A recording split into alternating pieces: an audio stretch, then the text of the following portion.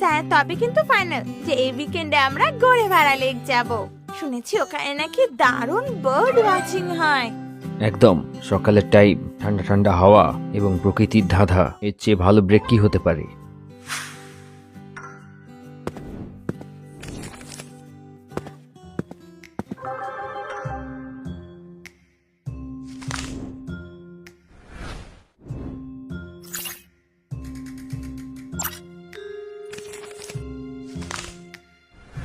Deer detective Mehul, মহারাজ ভাগ জুতে একটা ভয়ের মহল সৃষ্টি হয়েছে। জুয়ের পুরনো ব্রিটিশ এরা সেকশনে একটা পুরাতন ঘন্টি আছে যেটা পুরোপুরি ডিসকানেক্টেড। গত 3 দিন ধরে সেই ঘন্টিটা ঠিক রাত 12টার সময় বেজে উঠছে।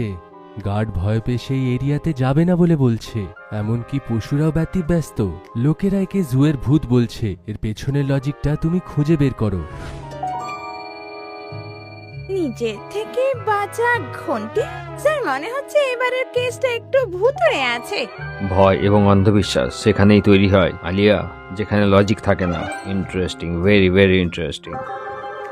Logical army, case number 5, the ghost bell of Maharaj Bagh zoo. চলো খোঁজ নি এই ভূতটা কোন সুর বাজাচ্ছে। প্রত্যেকটা গল্প কোথাও না কোথাও থেকে শুরু হয়। এইটা শুরু হলো 3টে রাত আগে, মহারাজ বাগ জুয়ের সেই নির্জন রাস্তা দিয়ে। সঞ্জয় ভাই, এই পুরনো জায়গাটা রাত্রে কত বিদঘুটে দেখায়। মনে হয় যেন সময়টা থেমে গেছে। সময় নয়, শুধু এই ঘন্টিটা থেমে গেছে। বলে নাকি ইংরেজদের সময় থেকে এটা বাজছে না। এইটা বন্ধ হয়ে প্রায় 100 বছর হয়ে গেছে এখন। 1 মিনিটে 12টা বেজে যাবে। চলো রাউন্ড শেষ করে চা খাওয়া হোক।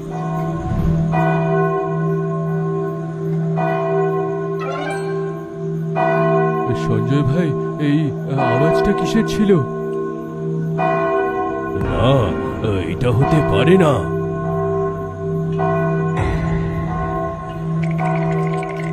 সেইখানে কোনো মানুষ ছিল না, কোনো হাওয়া। এত বছর ধরে বন্ধ হয়ে থাকা ঘন্টি নিজের আওয়াজ দিয়ে ওদের একলা থাকাটা ভয়তে পরিণত করে।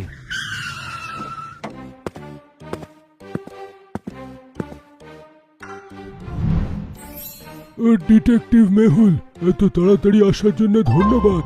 আমি বোঝাতে পারবো না এখানে অবস্থাটা কি। আমরা লেটারে বললাম স্যার।